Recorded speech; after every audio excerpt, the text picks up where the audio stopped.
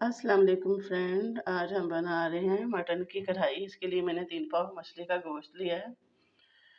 इसको हम अपने प्रेशर में डाल लेंगे।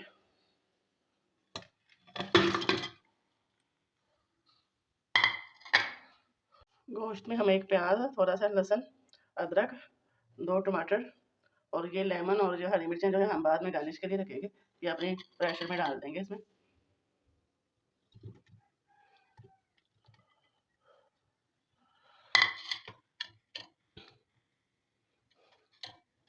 साथ ही मैं आपको ये मसाले बता रही हूँ। ये जी हैं, देखें। 1 चम्मच नमक है, आप अपने टेस्ट के हिसाब से डाल सकते हैं। एक ही वो रेड चिली है और चिली फिक्स है, ज़ीरा और ये 2 चुटकी जो है ना जीनोमोंतो है। और गरम मसालों में ये देखें, बादियान का फूल, कड़ी पत्ता, दालचीनी और 1 चुटकी अजवाइन की है। ये भी मैं गोश्त में शामिल कर दूँगी।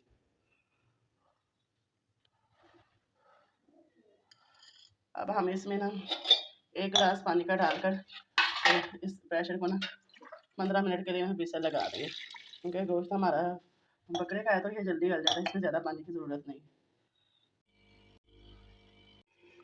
ये देखिए जी गाइस, गोश्त हमारा जो है ना पानी बिल्कुल खुश्क हो गया, थोड़ा लाइट कम है इसलिए।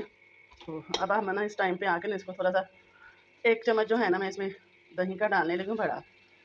ये देखें जी, ये बस, क्योंकि टमाटर शामिल किए हुए थे तो इसलिए इतनी ही दही काफ़ी होगी।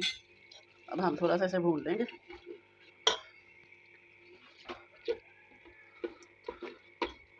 साथ ही मैं इसमें शामिल करने लगी जी एक जो है, ये मेरे पास चम्मच है, स्पून, एक ऑयल का जो है, ये ऑयल डालूंगी मैं। इसे हम अच्छे से भून लेंगे। ये देखिए जी कितना अच्छा हमारा गोश्त जो है ना तैयार हो गया, भुना हुआ। थोड़ा सा ना मैं इसमें ना थोड़ी सा रस रखूँगी और ये सूखी मेथी घर पे मैंने सुखाई हुई है, और साथ में जो हरी मिर्चें थी ये डाल देंगे, थोड़ा सा अदरक डाल दूँगी।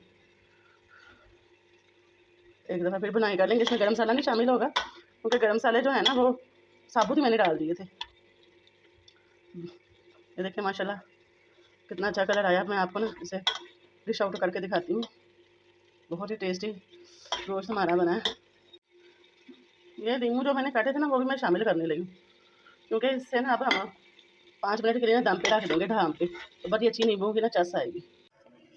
ये देखें गाइस, गोश्त हमारा रेडी हो गया।